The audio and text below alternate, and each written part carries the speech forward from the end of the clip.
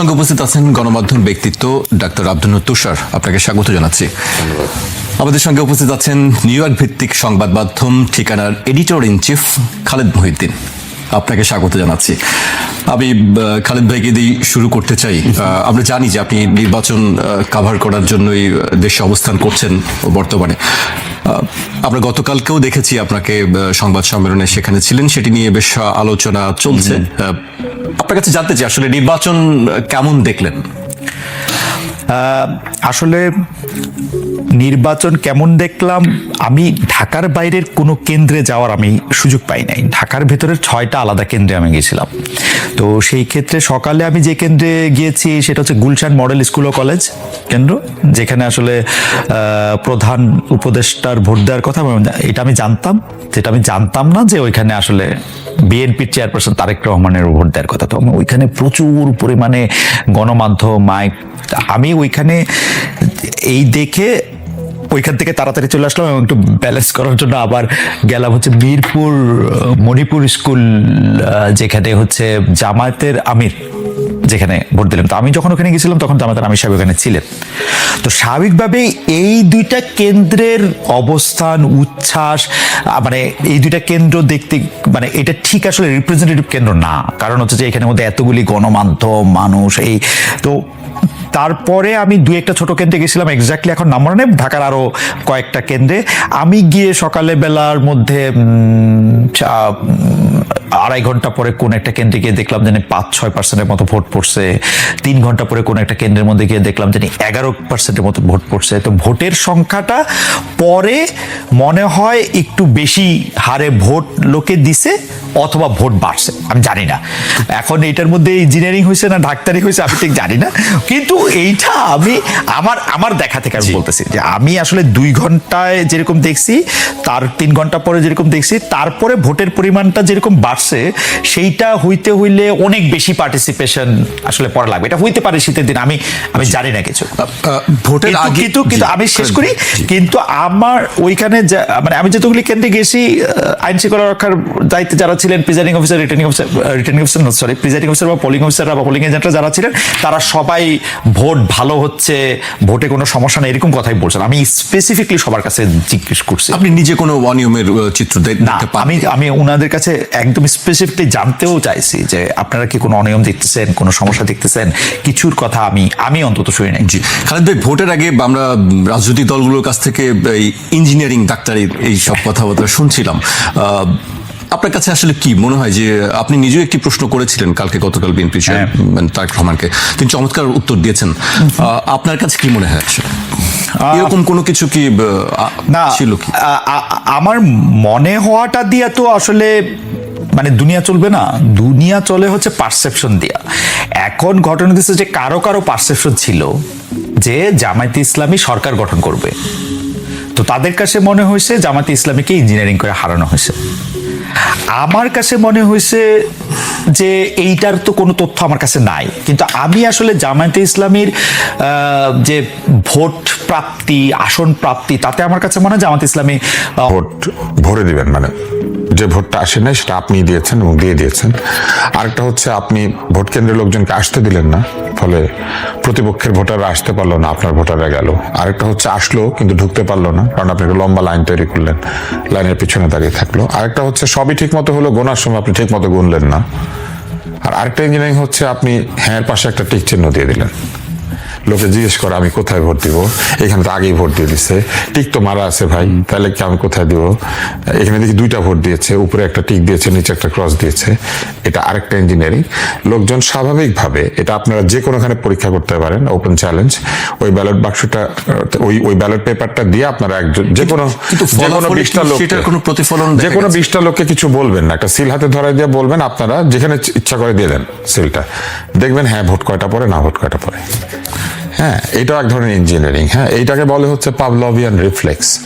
Pavlov নামে একজন ভদ্রলোক ছিলেন রাশিয়াতে, তো উনি পরীক্ষা করে বললেন যে কিছু কিছু রিফ্লেক্স আছে যেটা মানুষকে শিখিয়ে বা প্রাণীকে শিখিয়ে দেওয়া যায়, তারপরে ওইটা যদি নাও থাকে মানুষ বা প্রাণী ওইটাই করে।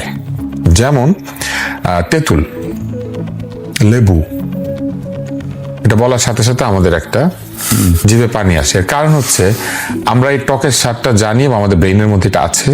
এটা উনি পরীক্ষা করেছিলেন কুকুর দিয়ে, কুকুরকে উনি দিয়ে পরীক্ষা করে দেখিয়েছিলেন যে একটা জায়গাতে খাবার থাকলে ঘন্টা বাজালে ও খাবার পায়, পরে খাবার না থাকলেও ঘন্টাটা বাজালে ও সেখানে চলে আসে, কারণ জানে যে ঘন্টা বাজলে আসতে হবে।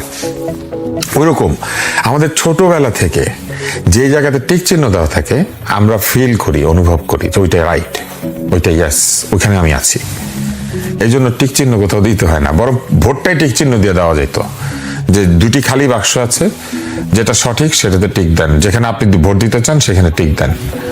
অথবা হ্যাঁ পাশে একটা খালি রেখে দেওয়া যেত, হ্যাঁ না দেখে মানুষ ভোট দিত। আপনি হ্যাঁ লিখে একটা টিক দিয়েছেন, যেন টিক মানে হ্যাঁ, আপনি বুঝতে পেরেছেন, কোনো খালি জায়গা ছিল না। তো এটা একটা ইঞ্জিনিয়ারিং, এটা একটা ইঞ্জিনিয়ারিং। এবং আপনি এটা পরীক্ষা করতে, আমি বললাম তো যারা দর্শক আছেন তারা এই পরীক্ষাটা করতে পারেন। যে কোনো একটা বাচ্চা, বুড়ো, মাঝারি বয়সী, যে কারোর সামনে সাদা কাগজ নেবেন, হ্যাঁ না লিখে পাশে বক্স রাখবেন। না এর পক্ষেও তো অনেক ভোট আমরা দেখলাম। না, এখন ইঞ্জিনিয়ারিং যখন হয় তখন তো নায়ের পক্ষে 0 ভোট হবে না, অথবা নায়েরটা ঠিক ভোট আর হ্যাঁটা ওই যে টিক ভোট। এই নায়ের এত ভোট কারা দিল? উপরেরটা টিকটক, নিচেরটা অন্য কিছু। এই নায়ের এত ভোট পড়ার কারণ কি? কারা দিল এই ভোট? মানুষ দিয়েছে, তারা পছন্দ করে নাই। এবং আপনি দেখেন হ্যাঁ না ভোটের আওয়ামী লীগের লোক বেশি নাকি? না, যারা বুঝেছে তারা না বলেছে, যারা বুঝে নাই তারা হ্যাঁ বলেছে। এভাবে বললে আবার মানুষ মাইন্ড করবে, হ্যাঁ আপনি আমাদেরকে বুঝে নাই বলতেছেন। না, ওরা বুঝে নাই যে এখানে টিকটা দিয়েছে যে তাদের মাথাটা একটু করার জন্য। আর একটা বড় ব্যাপার হচ্ছে আমি নিজেই তো বুঝি নাই। পাভলোভিয়ান রিফ্লেক্সের মতো টেস্ট করলাম, করার পর আমি দেখলাম যে প্রেস উইং বলল আব্দুল নূর তুষার এটা ছড়িয়েছেন। আমি মোটেও এটা ছড়াই নাই, এটা আগেই ইন্টারনেটে ছিল, ফেসবুকে ছিল, আমি শুধু এটা নিয়েছি। এদের অবস্থান হচ্ছে এইরকম যে এরা যাকে মানে পছন্দ করে না তাকে আবিষ্কার করে তাকে ফলস বলতে থাকে। ওদের কাজ ছিল এটা প্রথম যখন এটা বেরিয়েছে তখনই যে এটা ফলস সেটা বলা, এবং এরা এইভাবে মানুষকে বিভ্রান্ত হতে দিয়েছে আগে এবং নিজেরাও বিভ্রান্ত করেছে। এটাও এক ধরনের ইঞ্জিনিয়ারিং, এবং সেই ইঞ্জিনিয়ারিংটা দেখেন একবার হাতে কলমে প্রমাণ করে দিয়েছি। এটা কিন্তু আমার লেখা না, এটা আমি কপি করেছি, পেস্ট করেছি, কিন্তু লিখি নাই, এটা কপি পেস্ট। এরা আমার উপরে তাকিয়ে ছিল, তুষার কি লেখে রে, তুষার কি লেখে রে। অন্যরা যে লিখেছে সেটা দেখে নাই, আমারটা দেখার সাথে সাথে মনে হয়েছে আরে এটা তো ফলস, পাইছি এরে। ওনারা আমাদের পায় নাই, আমি ওনাদেরকে পাইছি, এবং পেয়ে আমি এটা দিয়ে দিয়েছি দেখানোর জন্য যে এরা এইভাবে লেগেছিল, এরা এইভাবে আনিস আলমগীরের পিছনে লেগেছিল। এবং সে যখন বন্দী হয়েছে তখন তাদের মনে ছিল না আন্দোলনটা আন্দোলনটা সাংবাদিকদের জেলের বাইরে রাখার জন্য, সাংবাদিকদের জেলের ভিতরে ভরার জন্য না, কথা বললে তাদেরকে ঢুকিয়ে দেওয়ার জন্য না জেলখানায়। এরা সেগুলোর জন্য দেখেন মাফ চেয়েছে। কেউ যদি আমাদের কথায় আমাদের কাজে কষ্ট পেয়ে থাকেন আমাদেরকে মাফ করে দেন, ইম্পসিবল, মাফ করার প্রশ্নই ওঠে না। ক্ষমতাকে প্রশ্ন করার জন্য মানুষকে যদি আন্দোলনের পরে জেলে যাইতে হয়, তাহলে এই গণভোটকে আমি 36 বার না বলবো, কারণ এই গণভোট করেছে যারা, তারা ক্ষমতাকে প্রশ্ন করার দায়ে মানুষকে বন্দী করেছে। শেখ হাসিনার মতো নির্লজ্জতার ভিতরেও যে প্রশ্ন নয় তেল নিয়ে এসেছি, সেই অনুষ্ঠান থেকেও কেউ বন্দী হয় নাই। অথচ ফেসবুকে প্রশ্ন করার কারণে মানুষ বন্দী হয়েছে। গণতন্ত্রের ঠিকানা অনেক সুন্দর, কারণ আলহামদুলিল্লাহ যে এই গণভোট হোক আর যেই ভোটই হোক, এই অত্যাচারী অন্তর্বর্তী সরকার বিদায় নিচ্ছেন। তুষার ভাইয়ের কথা শুনছি, আমরা খালেদ ভাইয়ের কাছে আসতে চাই। খালেদ ভাই, অনেক প্রশ্ন আছে আপনাকে, আপনি সবসময় প্রশ্ন করেন, আজকে আপনাকে অনেক প্রশ্ন করতে চাই, সেই সময় হবে কিনা? না, প্রশ্ন করেন। আমি শুধু তুষার ভাইয়ের মানে প্রথম কথা হচ্ছে আমি কোনো উত্তর জানি না, সুতরাং আমার কোনো টেনশন নেই। আমি শুধু তুষার ভাইয়ের কথা থেকে একটু বলি যে গত সরকারের সময়টা কিরকম ছিল। গত সরকারের সময় 2015 সালে আমি শেখ হাসিনা সাবেক প্রধানমন্ত্রী ওনাকে একটা প্রশ্ন করছিলাম একটা সংবাদ সম্মেলনে। ওই এক প্রশ্নের জেরে আমি তারপরে 2018 নির্বাচনের শেষ পর্যন্ত বাংলাদেশে ছিলাম। আমাকে আর কোনোদিন প্রধানমন্ত্রী কার্যালয়ে কোনো অনুষ্ঠানে কখনো কোনো সংবাদ সম্মেলনে অথবা কোনো অন্য কোনো অনুষ্ঠানে কখনো দাওয়াত দেওয়া না, জেলে নেয়। কিন্তু কোনো দিন মানে আমাকে কোনো মানে একদম অনেক ইয়া ছিল। আবার তুষার ভাই জেলে আমি সময় বিষয়ে ঢুকতে পারি নাই 5 বছর। এক্স্যাক্টলি, হ্যাঁ, তুলনা করাটা আসলে একটা অনুচিত কাজ। কারণ হচ্ছে যে আমি তুষারের সাথে শতভাগ একমত।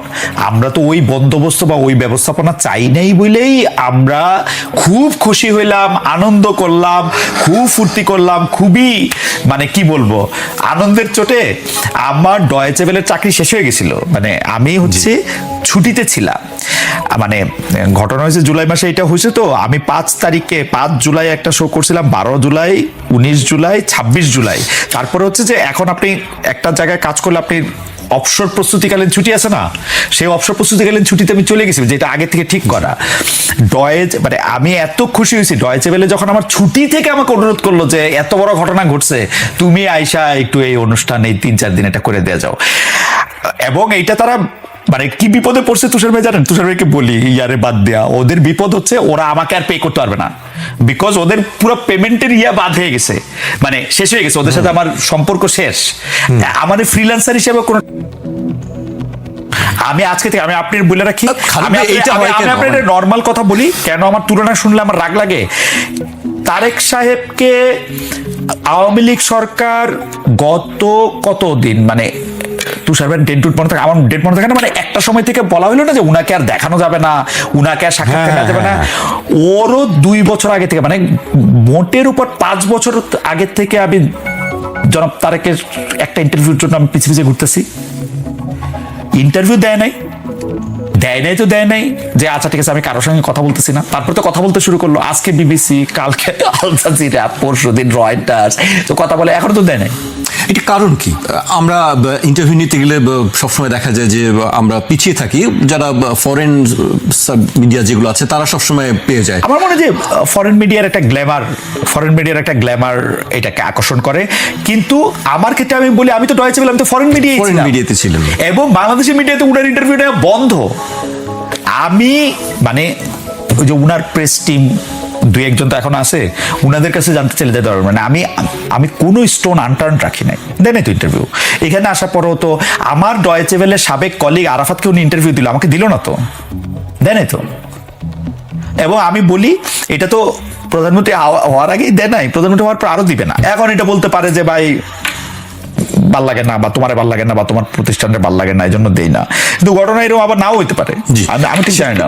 দুটি বিষয় হতে পারে। আমরা সবসময় দেখি যে পরিবর্তন হয়েছে। আপনি যেটা বলছিলেন যে ডক্টর ইউনূস সাহেব, আপনি ভাবছেন যে তিনি এখন আর আমাকে চিনবেন না, আমাকে আর ইন্টারভিউ দিবেন না, এরকম তো আমরা অনেকের ক্ষেত্রেই দেখি। এই বিষয়গুলো কেন হয়?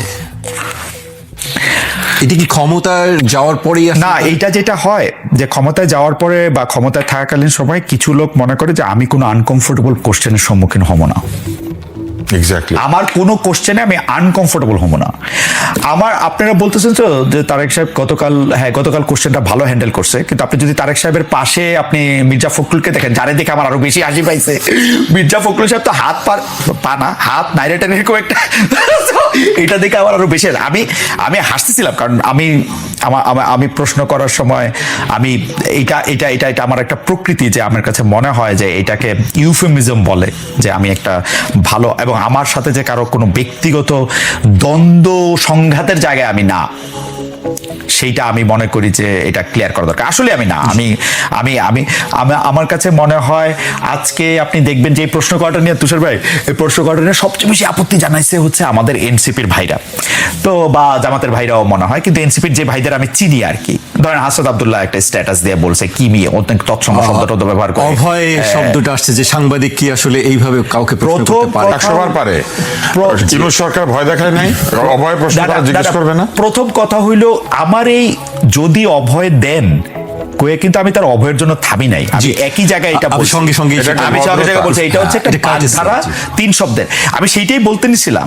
আমি আমার একজন যে দেখতে যে হাসনাত আব্দুল্লাহ বা আসিফ মাহমুদ সজীব ভুঁইয়াকেও প্রশ্ন করার সময় আমি যদি অনুমতি দেন তবে এটা বলি, এটা আমি বলছি কিনা, কারণ এটা আমার মুদ্রা দোষ, এটা আমি বলি, অভয় দেন, অনুমতি দেন,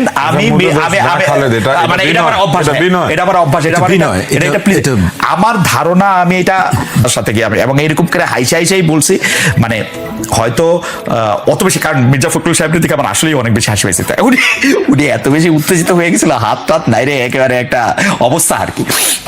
আমার মনে হয় যে আমি জামায়াত ইসলামের আমিরকে অবশ্যই যদি অনুমতি দেন এটা বলছি, এটা হাসান সাহেবকেও বলছি, আমার ধারণা এটা আমি আসিফ মাহমুদ সজীব ভুঁইয়াকেও বলছি।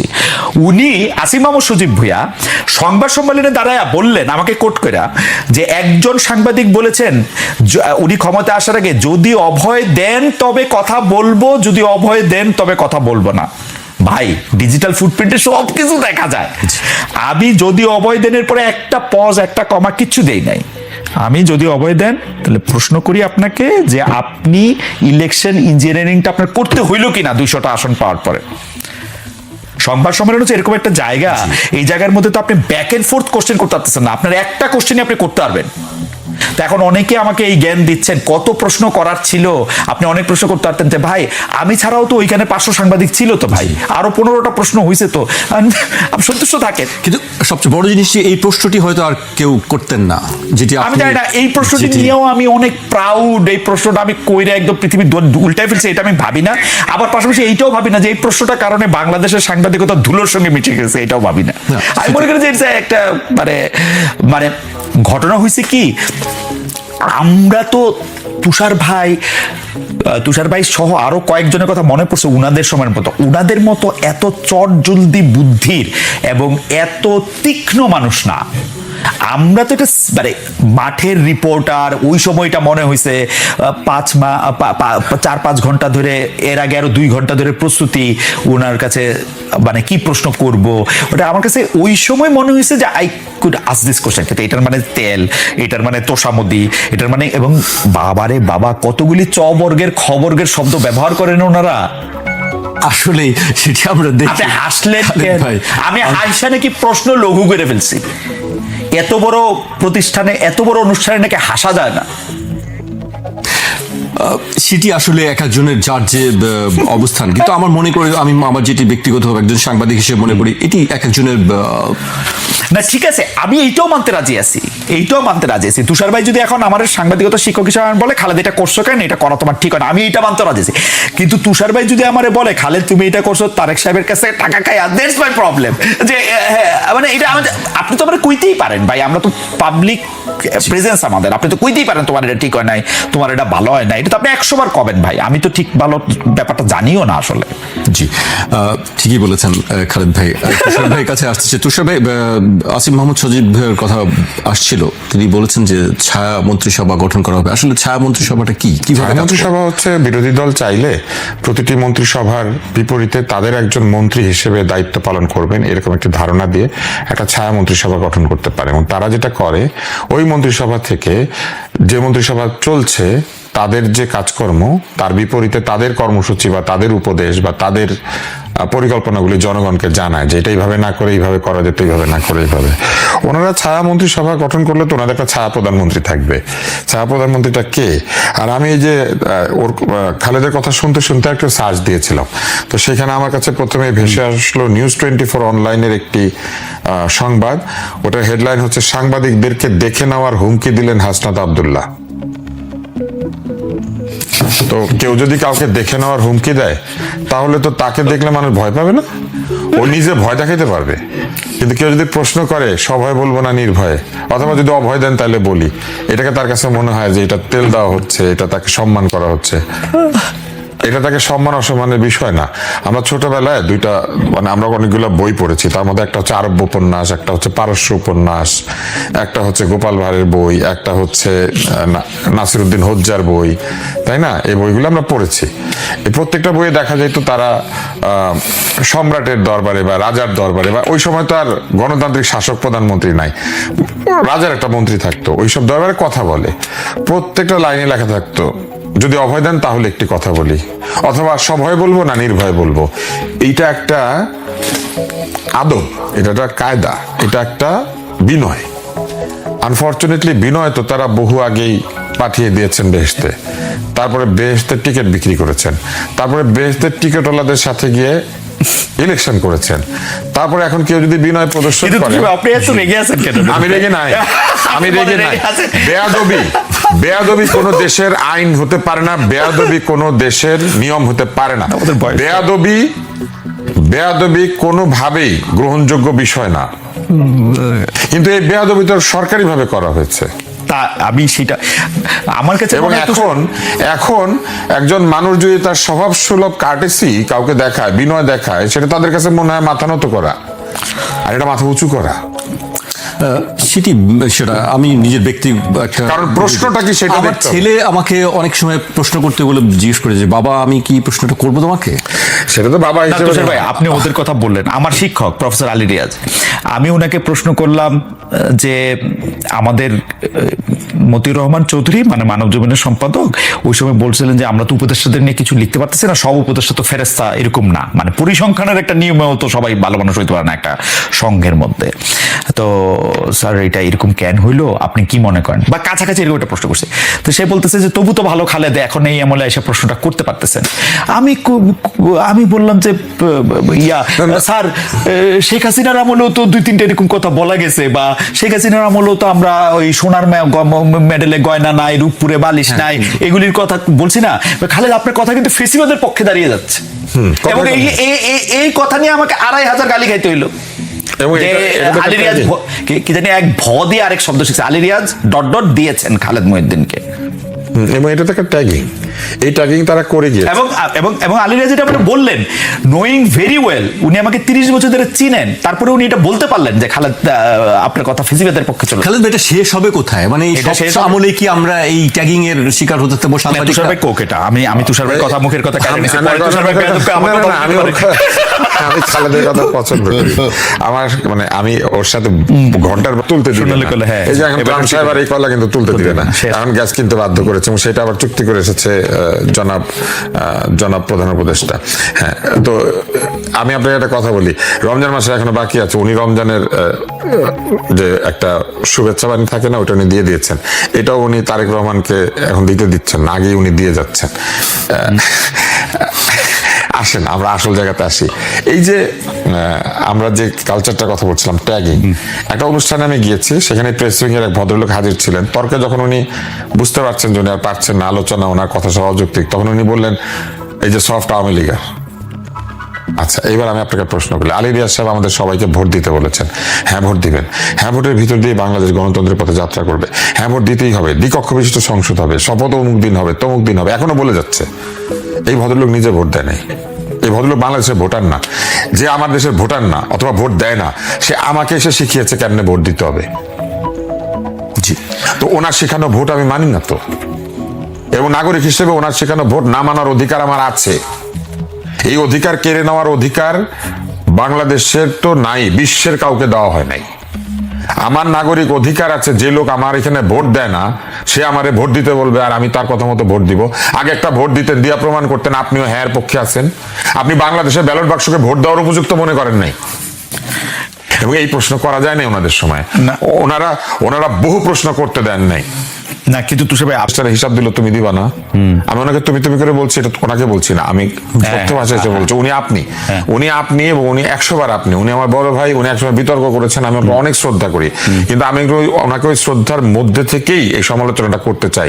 আমার বড় ভাই হওয়ার জন্য তো তাকে একটা শ্রদ্ধার উপযুক্ত তার জায়গা থাকে। কিন্তু তুষার ভাই আপনি যেগুলি তার দোষ কইতেছেন, এটা দোষ না, মানে আপনি যেগুলি তার কইতেছেন এইগুলি তো আমার কাছে দোষ লাগতেছে না। বিদেশি একটা লোক যার জন্ম বাংলাদেশে, সে বাংলাদেশটা উদ্ধার করতে তো আসতেই পারে। হ্যাঁ আসতে পারে।